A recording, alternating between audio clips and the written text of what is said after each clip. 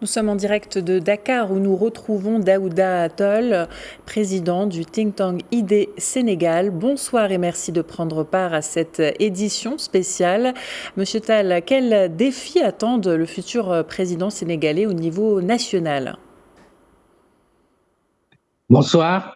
Les défis sont nombreux, j'allais dire, et tout aussi variés et stratégiques.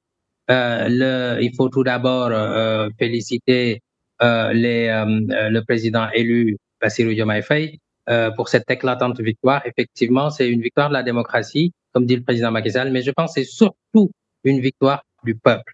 Maintenant, ça fait une bonne transition pour parler des défis, puisque ces défis-là, c'est lié à ce peuple-là. Ce peuple qui a élu Bassirou Diomaye Faye, c'est un peuple qui est en attente de plusieurs choses et qu'on peut résumer en ceci, l'amélioration de ses conditions de vie, de ses conditions d'existence de ce peuple. Donc, si on comprend ça, on peut à partir de là énumérer plusieurs défis. Le premier défi est que le Sénégal est une population jeune. Les trois quarts, on va dire, de la population ont moins de 35 ans. Ça entraîne des questions liées aux besoins d'emploi. Le sous-emploi est énorme. Il faut régler cette question-là, étant donné que l'émigration, j'allais dire, fait rage au Sénégal, où les jeunes perdent la vie, et même des femmes, voire des enfants avec des enfants, perdent la vie dans l'océan, à la recherche de conditions de vie meilleures en Europe. Et donc ça, c'est parce qu'il y a un manque d'emploi, c'est parce que les conditions de vie de ces populations-là ne sont pas satisfaites. Il y a également le défi lié, donc du coup, à l'éducation, à la santé, à l'entrepreneuriat notamment, des jeunes et des femmes. Donc, ce sont là des défis que j'allais dire qui sont des défis internes liés au développement humain, tout simplement.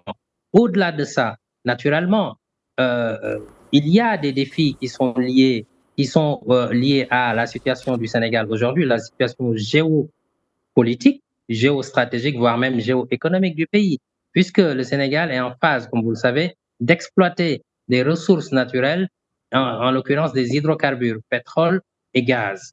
Et dans ce sens, on sait très bien que il y a des enjeux internationaux, ça amène des enjeux internationaux liés à d'abord la maîtrise de la ressource pour financer le développement entre autres.